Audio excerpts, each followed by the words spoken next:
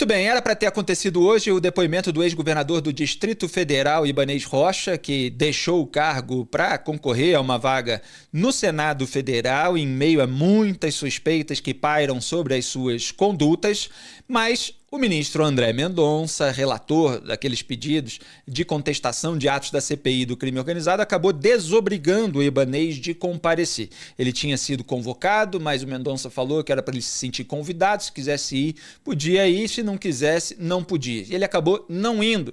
E aí o Fabiano Contarato, presidente da CPI do crime organizado, aquele que foi para o PT recentemente, mas que tem um histórico de delegado e, portanto, posições nas questões de segurança pública e corrupção bastante diferentes do restante do PT, ele fez um esclarecimento para a comissão sobre aquela situação e não perdeu a oportunidade de criticar a decisão do André Mendonça, que é defendido por vários outros senadores. Então vamos ver como é que começou essa conversa, que foi muito interessante, porque primeiro veio o Fabiano Contarato, depois o relator Alessandro Vieira, depois o senador Sérgio Moro. Eu vou mostrar esses 3 depoimentos, o programa tem um tempo limitado, porque depois ainda veio o senador Eduardo Girão. Mas vamos começar pelo primeiro. Fabiano Contarato, pode soltar.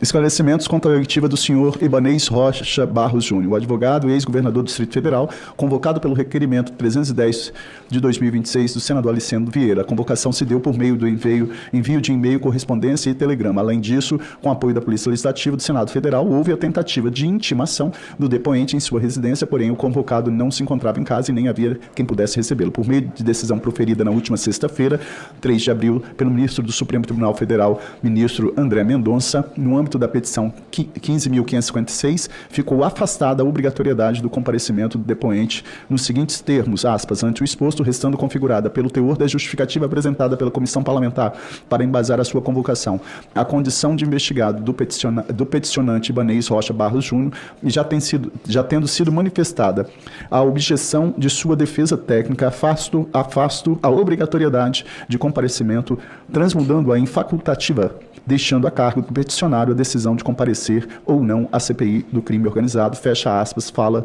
do ministro André Mendonça.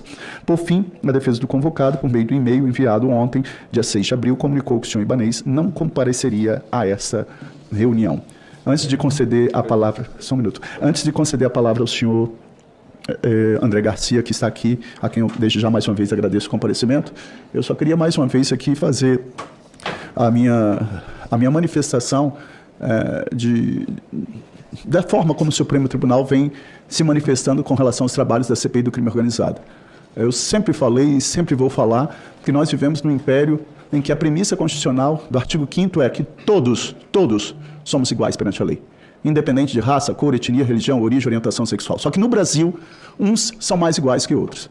Quando é para agir de forma contundente contra pobre e preto, vale tudo, as leis funcionam, o Código de Processo Penal funciona, o Código Penal funciona, Lei de Execução Penal funciona, as instâncias, às vezes nem o pobre nem segunda instância vai, é transitado em julgado em primeira instância. Agora, quando a gente tenta fazer a apuração de qualquer conduta que envolva crimes de colarinho branco, crimes de sonegação fiscal, crimes contra a ordem tributária, crimes de sonegação fiscal, corrupção ativa, corrupção passiva, peculato, crimes envolvendo agentes políticos, crimes envolvendo outros agentes de outros poderes, nós temos decisões que, com todo respeito, eu tenho que me curvar à decisão judicial, porque a decisão judicial não se discute, se cumpre, mas a advocacia do Senado está, eu, enquanto presidente, recorrendo de todas as decisões que, de alguma forma, vem inviabilizando, que é essa palavra que a população tem que saber. A população tem que entender que a CPI do crime organizado, ela está tentando com toda isenção e responsabilidade, tanto da parte do relator, como da minha parte enquanto presidente e do vice-presidente senador Hamilton Mourão, que a gente apure. Olha, ninguém está acima da lei. Ninguém está acima da lei. Agora, não é razoável que nós tenhamos aí, a gente aprova aqui numa comissão parlamentar de inquérito, oitiva de testemunha, o Supremo vem e fala, a testemunha não é obrigada a comparecer. Convocação, não é obrigado a comparecer. Transferência de sigilo, não é obrigado, invalida e não vai fornecer. Olha, então não quer que se apure? Por que não quer que se apure? É isso que tem que ser questionado. Quem nada deve, nada teme. Quem nada deve, nada teme. Eu sempre falo isso. Se me falasse assim, senador Contarato, o senhor autoriza a quebra do sigilo bancário do senhor? Pode pegar a quebra do meu sigilo bancário? Pode pegar. Porque eu vou lá falar, olha, eu recebo X como aposentado como delegado de polícia, recebo como senador, essas são minhas fontes, essas são as receitas, e dali que sai. Agora, eu acho lamentável e eu acho isso uma afronta com a população brasileira. Porque é muito triste você ver e falar, e com todo respeito ao convidado que aqui está, porque eu fiz essa fala, a mesma fala eu fiz com o então ministro Ricardo Lewandowski. Eu falei, ministro, qual é o percentual da população carcerária no Brasil que hoje está cumprindo pena de corrupção ativa e corrupção passiva, peculato? Você não tem. As cadeias estão lotadas com um segmento, com um recorte socioeconômico. E aí vale tudo. Aí a gente pode fazer, aí faz e acontece. A gente altera Código Penal, altera Código de Processo Penal, condução coercitiva, tá tudo bem. Agora, na hora que a gente tem, quando ousa condenar um político por corrupção, concede prisão domiciliar. Olha, as cadeias estão lotadas de pessoas com doenças, com comorbidades, com câncer, com HIV, com moléstias incuráveis, morrendo dentro do sistema prisional e não são concedidas prisão domiciliar. Mas no Brasil, uns são mais iguais que outros. Então, eu só quero fazer aqui o meu repúdio a qualquer decisão, com todo respeito, porque se eu não puder manifestar a minha contrariedade com relação a essas decisões que vêm viabilizando o trabalho da CPI, não há razão de ser. Nós temos, dentro de um amparo previsto na Constituição Federal, que é a CPI um instrumento de minoria, e que nós temos aqui quantos senadores e senadoras de diversos espectros políticos partidários e que querem apurar. Agora, nós estamos diante de uma das principais comissões parlamentares de inquérito, a comissão do crime organizado no país. E o que vem a ser crime organizado? Se não, o modus operandi que já se aperfeiçoou, que está impregnado em organizações que não é mais aquilo que era antigamente. Agora nós temos envolvimento de pessoas, de agentes públicos, agentes privados, instituições de todas as esferas, que tem que ser apurado. Então eu queria aqui só fazer essa manifestação de discordância dessas decisões que estão inviabilizando o trabalho da CPI do crime organizado. E repare que o Contarato falou discordância dessas decisões, porque não são só do André Mendonça. Vários outros ministros também já deram decisões nesse sentido, desobrigando pessoas convocadas a comparecer à comissão. E vários parlamentares reagem dizendo, olha, o sujeito pode até chegar aqui e querer evocar o seu direito a permanecer em silêncio, mas que ele nem sequer precise vir, aí já é demais. E é um absurdo mesmo, está coberto de razão. O Fabiano Contarato, há uma tentativa deliberada de esvaziar o poder investigatório das CPIs, justamente porque as CPIs que estavam abertas até outro dia, agora só tem uma, e mesmo assim na fase final, CPMI do INSS e CPI do crime organizado, atingiram gente muito poderosa.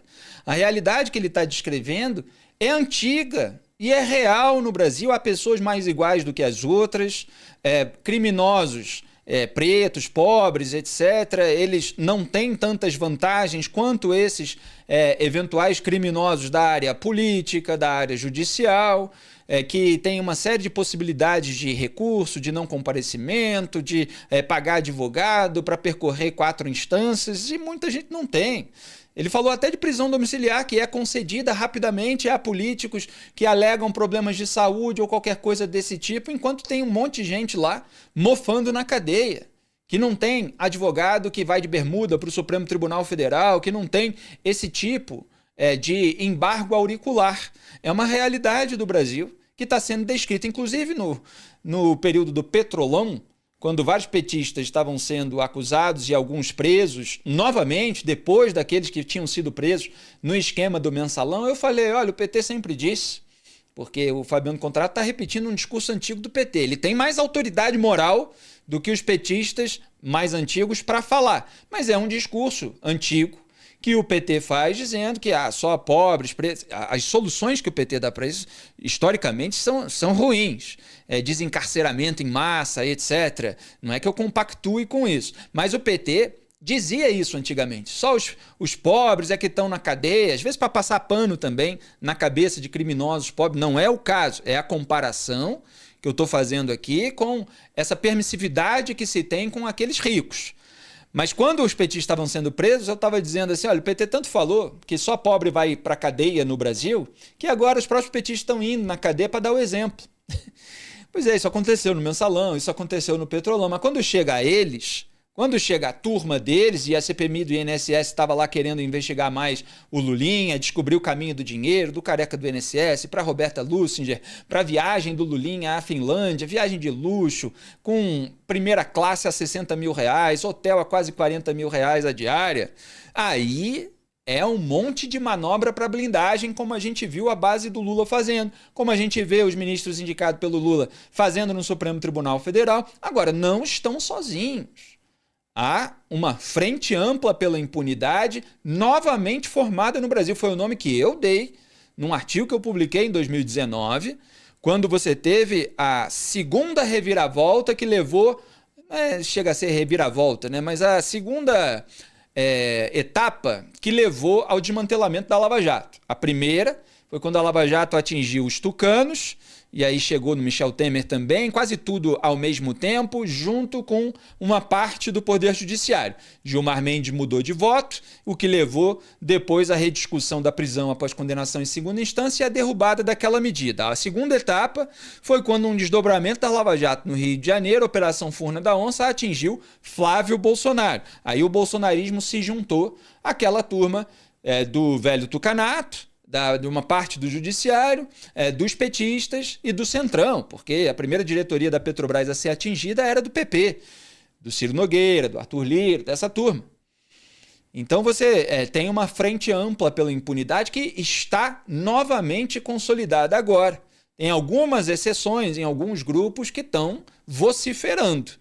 E a gente está vendo alguns aí na CPI do crime organizado. Depois eu vou falar sobre as questões dos dispositivos legais, porque o senador Sérgio Moro falou que fez uma proposta e a gente vai comentar em maiores detalhes. Mas primeiro vamos ver os recados do relator Alessandro Vieira, que aliás foi elogiado depois pelo senador Eduardo Girão, pela sua luta para furar esse bloqueio, para conseguir investigar autoridades muito poderosas. Obstinado é a palavra que eu estava procurando. Ele exaltou a obstinação do relator Alessandro Vieira. E o Vieira, mais uma vez, falou sobre o porquê que isso está acontecendo.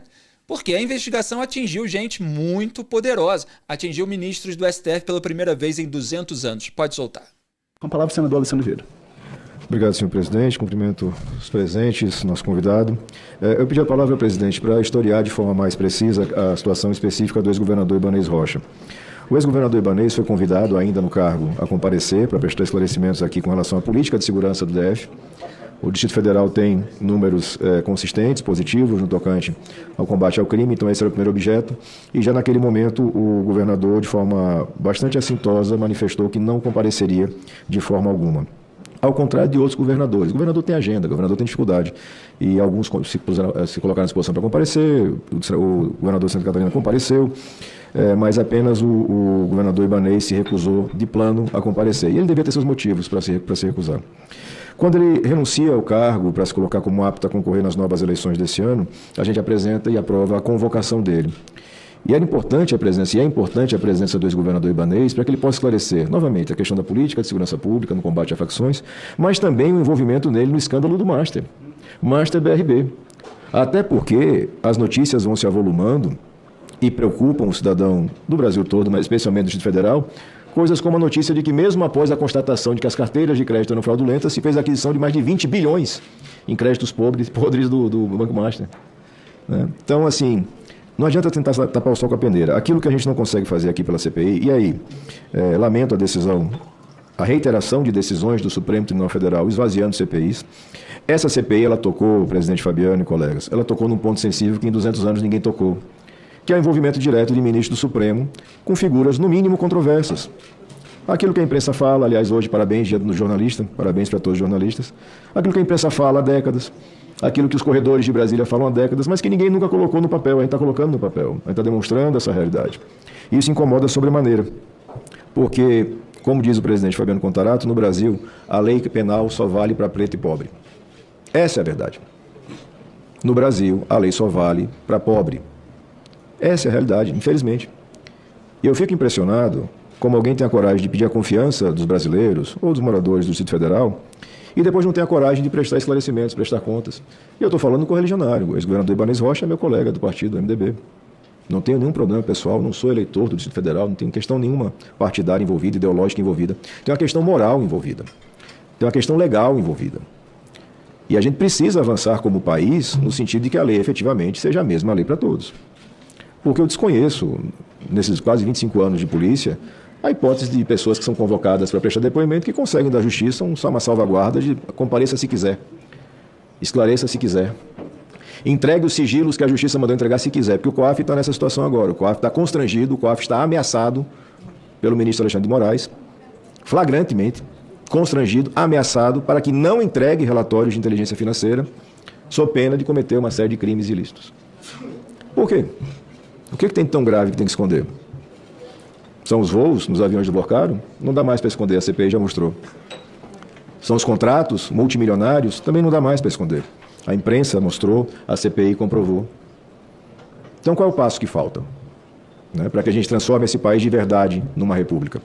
Então, temos muito a fazer, presidente Fabiano. Comunico a Vossa Excelência e ao colegiado, hoje à tarde tenho reunião com o presidente dessa casa, senador Davi Alcolumbre, para tratar do pedido de renovação de prazo, prorrogação de prazo por mais 60 dias da CPI. Historio para quem nos acompanha como é que se dá o processo de prorrogação de CPIs. O regimento da casa é claro. Se você tem um requerimento subscrito pelo número suficiente de senadores, a prorrogação é automática. Basta que se faça a publicação do requerimento. É isso que está escrito textualmente, literalmente. Mas para que ocorra a publicação, é preciso que o presidente da casa despache para a publicação. Esse ato não foi realizado ainda pelo presidente Davi. Teremos essa reunião hoje, 2h30 da tarde, para tratar desse tema, para que a gente saiba se teremos a prorrogação ou se a CPI será encerrada na próxima semana. Se for encerrada na próxima semana, garanto aos senhores e às senhoras, será encerrada com um relatório completo, apresentando os fatos que podemos apurar, atribuindo responsabilidades e apresentando indiciamentos. Porque ninguém aqui veio para se omitir, nem veio para brincar em Brasília. Muito menos para fazer parte de quadrilha ao bando, muito menos para ter conluio com organização criminosa, como tantos o fazem. Se tivermos mais prazo, melhor ainda, vamos aprofundar mais ainda os trabalhos, vamos mostrar com mais clareza ainda essa radiografia de quão grave é a infiltração do crime organizado no poder público brasileiro. Obrigado, senhor presidente. Tá aí o relator da CPI do crime organizado, Alessandro Vieira, colocando a questão moral acima do corporativismo partidário. Seria muito importante, seria ético, seria decente que todos os parlamentares fizessem isso. Ele está defendendo a convocação do Ibanez, ele participou dessa convocação, está criticando a decisão do André Mendonça, que o desobrigou a comparecer, e está dizendo, olha, é do meu partido. O MDB é um partido gigantesco. Às vezes a pessoa nem tem relação com a outra, é de outro estado. Como ele falou ali, não voto no Distrito Federal, Alessandro Vieira é do Sergipe. Não tem aqui questão partidária, tem uma questão moral. Nós inicialmente queríamos convocar o então governador porque existe um combate à criminalidade, nós estávamos apurando isso. Depois surgiram notícias sobre os elos dele com o caso Master, via REAG, escritório de advocacia, dezenas de milhões de reais em contratos, etc. Tem que prestar contas. Como assim não precisa prestar contas? E aí reforça aquilo que o Fabiano Contarato estava dizendo, que no Brasil quem vai preso é pobre e preto.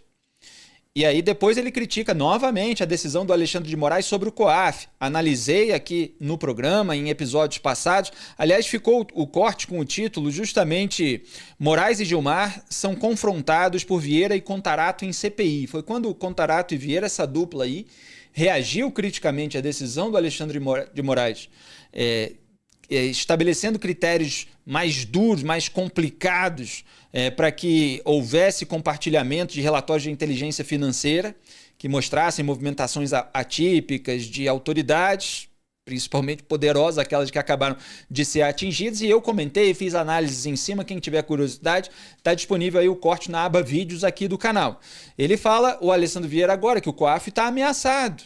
Quer dizer, você tem ali ferramentas que são utilizadas para ministros do STF que geram uma autocensura, geram um constrangimento. Ah, se compartilhar, ele pode ser retaliado, pode ser punido, o profissional fica sob aquele chilling effect, né, que é o efeito dissuasivo. Ele sabe que se acabar incomodando gente muito poderosa, pode ser suspenso. Como foram lá os auditores em 2019, que participaram do grupo de trabalho que colocou 134 contribuintes na malha fina, entre eles as esposas de Dias Toffoli e Gilmar Mendes, em decisão monocrática do relator do inquérito das fake news, Alexandre de Moraes. Então, é bom estabelecer aqui a ligação de todos os pontos, como a gente costuma fazer no programa Análise dos Fatos. E o Vieira falou que vai tentar persuadir o Davi Alcolumbre de prorrogar a CPI do crime organizado, mostrando o artigo do regimento interno do Senado, que é o artigo 152, já mostrei aqui nesse programa, que prevê a prorrogação automática a partir do mínimo de assinaturas coletadas. Precisa da leitura feita na caça e o Alcolumbre fica sentando em cima em vez de ler, seguindo aquilo que prevê o regimento.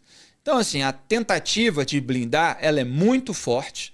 A gente vai ver, inclusive no programa de hoje, outras manobras que estão sendo feitas nesse sentido, e pelo menos você tem alguns senadores reagindo.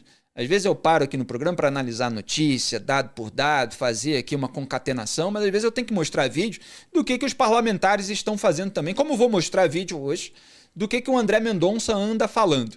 Mas primeiro, vamos ao à parte feito pelo senador Sérgio Moro, que sempre defendeu o André Mendonça. André Mendonça foi uma indicação de Jair Bolsonaro, a segunda, a primeira foi o Cássio Nunes Marques, que está aí enrolado no escândalo Master, e o Moro defendeu o Mendonça ali, das medidas que ele vem tomando, mas discordou dessa. Também engrossou o coro ali contra essa decisão, embora tenha passado um paninho. E deu um comentário geral sobre o alcance das investigações. Vamos assistir. Convido... Presidente, também queria fazer uma reflexão aqui. Com a palavra, senador Sérgio Moro.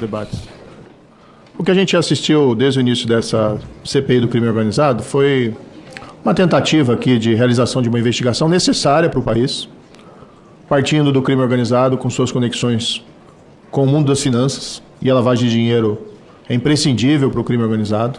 E aqui é uma conexão óbvia com a Reag Investimentos, que por sua vez tem uma relação com o Banco Master. Dentro desse universo, diversos personagens lá, inclusive, que foram investigados naquela operação Carbono Oculto, relacionada aí à filtração do crime organizado no mercado de combustíveis, mas também, e digo infelizmente, surgiram essas conexões do Banco Master com o ministro do Supremo Tribunal Federal. Nós tentamos aqui fazer uma investigação em cima desses fatos, que é uma investigação que o país precisa. Acho que tem uma coisa que a história revela, que se nós varremos esses problemas para debaixo do tapete, eles voltam maiores. Eles vão se agravando. E toda a iniciativa aqui tomada, eu vou destacar aqui, quebra do sigilo fiscal e bancário do Fundo Arlim, que realizou pagamentos, compra de cotas do resort Taiaiá, de propriedade do ministro Dias Toffoli, através da Maridit. Foi uma decretação de quebra aprovada por essa comissão, requerimento amplamente fundamentado, e de repente vem uma decisão liminar impedindo que seja feita essa apuração. Quem vai fazer essa apuração? A Polícia Federal, PGR, quem vai fazer essa investigação necessária para o país? E aqui, creio que essa comissão cumpriu o seu dever cívico com o país de tentar realizá-la. Mas muito surpreende toda essa atuação de parte dos ministros do Supremo Tribunal Federal, impedindo que fosse feita a apuração necessária, uma apuração importante para o país. Por isso, aqui assinei, senador Alessandro, lá o pedido de prorrogação da CPI, com a ressalva de, no entanto, se nós não tivermos a liberdade de fazer essa apuração, vai ficar muito difícil. E se não for nós, quem então? Então que se apresente o Ministério Público, que se apresente a Polícia Federal para fazer esse trabalho. Mas mesmo diante das limitações, teve elementos importantes que foram colhidos pelas comissões, inclusive esses voos em jatinhos absolutamente inapropriados, feitos por autoridades do Poder Judiciário, com pessoas investigadas ou pessoas relacionadas aí a crimes financeiros. Então é importante que essa CPI prossiga, mas que ela possa prosseguir com liberdade. Eu faço aqui um paralelo. Vamos lembrar da história do Richard Nixon, do escândalo Watergate, que acabou sofrendo impeachment porque atuou clandestinamente para a obstrução das investigações. A questão das fitas que foram colhidas, que buscou que não fosse ali, que isso viesse à tona. E vamos fazer um paralelo, porque naquela época, década de 70 do século passado, a Suprema Corte norte-americana teve a coragem de tomar a decisão certa. Olha, vamos fazer com que essas fitas possam ser utilizadas pela investigação, que elas venham a público, para que as pessoas possam saber o que estava acontecendo ali dentro da Casa Branca, toda a tentativa de obstrução da justiça. E aqui nós estamos passando por um momento vergonhoso, no qual essa obstrução das investigações está vindo do nosso Supremo Tribunal Federal. Parte dos ministros, faço aqui a ressalva. Também faço uma ressalva, a meu ver, necessária, em relação ao ministro André Mendonça. Ele tem feito um trabalho corajoso, um trabalho que não é destituído de riscos, todos nós aqui conhecemos, sabemos disso, mas ele tem feito um trabalho importante, tanto no caso relacionado ao roubo das aposentadorias e pensões do INSS, como no caso do Banco Master. Discordo, respeitosamente, da decisão dele de dizer que não é necessária o comparecimento do investigado por uma extensão do direito ao silêncio. Mas aqui faço uma observação de que, embora lamente esse entendimento, é o entendimento dele que vem desde de longo tempo e é com base numa interpretação jurídica. Tenho certeza que não é do interesse dele e não é do entendimento dele realizar qualquer espécie de obstrução. Agora, aquelas decisões de impedir quebra do estilo bancário e fiscal, como do ministro Gilmar Mendes, essas nós temos que lamentar porque juridicamente são vazias de conteúdo e impedem o trabalho aqui dessa comissão. Por fim, só finalizando, apresentei uma proposta de emenda constitucional, que é a 5/2026, que foi assinada por mais de 40 senadores dessa casa, temos a maioria, para deixar claro na Constituição que o direito ao silêncio não significa impedir o comparecimento na comissão, ou seja, em qualquer lugar, porque esse entendimento não existe em nenhum lugar do mundo. Espero que isso possa ter o apoio, inclusive, dos senhores senadores da mesa, para que nós possamos aprovar, não a tempo dessa CPI, infelizmente, mas pelo menos que nós resgatemos a efetividade das comissões parlamentares de inquérito do nosso país. Obrigado, presidente. Obrigado, senador. Eu só queria aqui falar que eu concordo plenamente com essa proposta apresentada por Vossa Excelência, inclusive assinei essa proposta. E mais uma vez, eu quero falar para as pessoas que PCC, Comando Vermelho, eles não guardam mais dinheiro embaixo do colchão. A utilização de instituição financeira como instrumento do crime é uma realidade no país. E isso, por isso, tem que ser apurado. Tá aí, Sérgio Moro e o Fabiano Contarato prestando atenção e concordando com aquilo que ele estava dizendo, inclusive com uma proposta para driblar essas canetadas aí que desobrigam os convocados de comparecer, que atrapalham as investigações, o avanço. É preciso que os parlamentares hajam, não fiquem só no discurso, e que haja construção de consenso, que haja lista que eles assinem, em vez de fugirem, falar só na rede social ou eventualmente quando tem algum tipo de transmissão. Sérgio Moro fez aí uma analogia com o caso Watergate, estava tentando lembrar aqui as datas. Foi em 24 de julho de 1974 que o presidente republicano dos Estados Unidos, Richard Nixon, foi julgado pela Suprema Corte Americana e obrigado por veredito unânime a apresentar aquelas gravações originais que comprovariam o seu envolvimento na ação contra a sede do Comitê Nacional Democrata, onde um grupo ali ligado ao projeto de reeleição do Nixon em 1972 invadiu, né, a sede e instalou dispositivos de escuta. Então, um caso de grande escândalo político nos Estados Unidos e que é lembrado até hoje. Bom, o Sérgio Moro falou, se não nós, quem? Aliás, um dos motivos pelos quais eu defendia a criação de CPIs era justamente porque muitas vezes você tinha essas tentativas ou já consolidadas instrumentalizações políticas nos órgãos de fiscalização e controle, como a Procuradoria-Geral da República, o Ministério Público, como a Corporação da Polícia Federal, e aí os parlamentares se tornam o único caminho alternativo para a investigação avançar, que parece ser a situação atual. Fora, claro, algum núcleo ali da Polícia Federal que o André Mendonça até o momento blindou, mas que a gente precisa ver como é que vai se comportar quando chegar mais à frente, como agora, nos ministros do Supremo Tribunal Federal. E aí agora os ministros do STF não deixam mais nem a CPI investigar. Quer dizer, eles querem ter o controle total, né? É um ex-sócio de um ministro que está na PGR, é um governo aliado cujo filho do presidente também é alvo de investigações, que escolhe o diretor-geral da Polícia Federal. Fica complicado você chegar quando você tem uma casta que se blinda por todos os caminhos e que fecha a porta para novas frentes de investigação. Então é preciso haver reação, é preciso zelar pelo cumprimento das atribuições constitucionais dos senadores. Quem vai fazer isso? Precisa mostrar pelo menos aqueles que estão tentando. E o Moro citou ali a quebra de sigilo da Marit, empresa da qual o Dias Toffoli era sócio oculto, que foi anulada por uma decisão do Gilmar Mendes, aquela em que ele ressuscitou uma ação lá da CPI da Covid-19, enterrada por ele próprio há 3 anos, para poder anular a quebra de sigilo e depois enterrou de novo a ação. Então vocês vejam como a casta se blinda. Muito bem, Então você tem aí a reação dos 3 senadores, depois veio o Eduardo Girão falando até em outras pessoas que ele quer convocar, falou sobre o escândalo de suposta venda de sentença que está sendo investigado no âmbito do Superior Tribunal de Justiça, o STJ, porque muito se fala no STF, mas a gente acompanhou o noticiário nos últimos meses, eu falei muito a respeito disso, escrevi artigos na época sobre as investigações de venda de sentença no STJ, queria convidar ali as pessoas envolvidas, e o Contarato assumiu esse compromisso de, se a CPI for prorrogada, isso também acontecer. Então tem gente que quer levar a investigação adiante, mas em todos os grupos tem gente que não tem. Seja no lulismo, no bolsonarismo, no velho tucanato, no centrão do Congresso Nacional, nas presidências das casas legislativas e no centrão do STF, para a gente fazer aí um resumão.